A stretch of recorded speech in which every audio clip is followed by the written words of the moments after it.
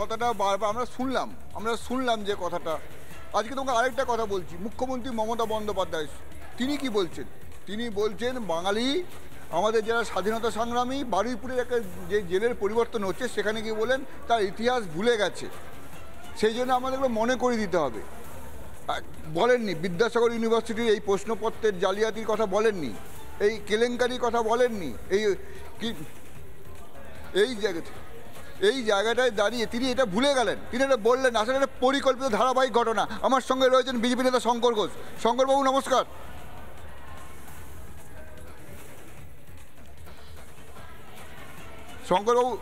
শঙ্করবাবু শুনতে পাচ্ছেন? হ্যাঁ শুনতে পাচ্ছি, বল।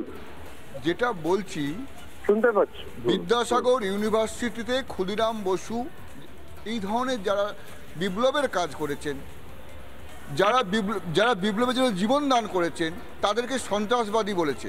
তারপর উপাচার্য বলছেন যে এটা ভুল হয়ে গেছে, টাইপো হয়ে গেছে, হিউম্যান এরর।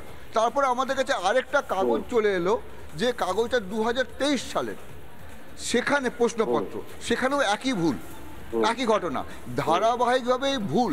এটা কি আমাদের বাঙালির সংস্কৃতিটাকে ভুলিয়ে দেওয়ার চেষ্টা নয়, দিয়ে একটা জোহুজুর জাতিতে পরিণত করা বাঙালিকে?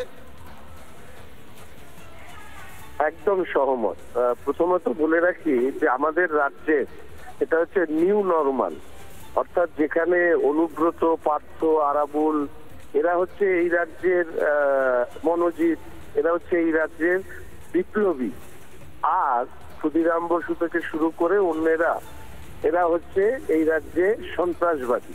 এটা হচ্ছে এই রাজ্যের শাসক দলের মানসিকতা। সেই মানসিকতারই প্রতিফলন ঘটেছে বিদ্যাসাগর বিশ্ববিদ্যালয়ের প্রশ্নপত্রে। প্রশ্নটা হচ্ছে ভুল, এবং বারংবার ভুল যখন হয় সেটাকে অন্যায় বলা হয়। রাজ্যের মানুষকে অপমান করার, দেশের বীর স্বাধীনতা সংগ্রামীদের অপমান করার কোনো অধিকার এই রাজ্যের সরকার বা দলের নেই। সেটা মমতা ব্যানার্জির জানা বা বোঝা দরকার। কিন্তু মমতা বন্দ্যোপাধ্যায় কি করছেন? মমতা বন্দ্যোপাধ্যায় কি বলছেন আমরা সেটা শুনবো।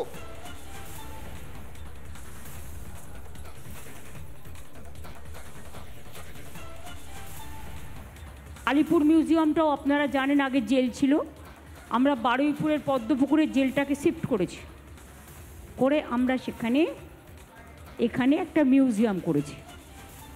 কারণ অনেকে তো ইতিহাস জানতে চায়, ফ্রিডম ফাইটারদের কথা, ইতিহাস, ট্র্যাডিশন, হেরিটেজ, এগুলো দেখার সুযোগ আছে। নানা ধরনের কন্টেন্ট দেখার জন্য লাইক করুন, শেয়ার করুন আমাদের ফেসবুক পেজ, সাবস্ক্রাইব করুন আমাদের ইউটিউব চ্যানেল।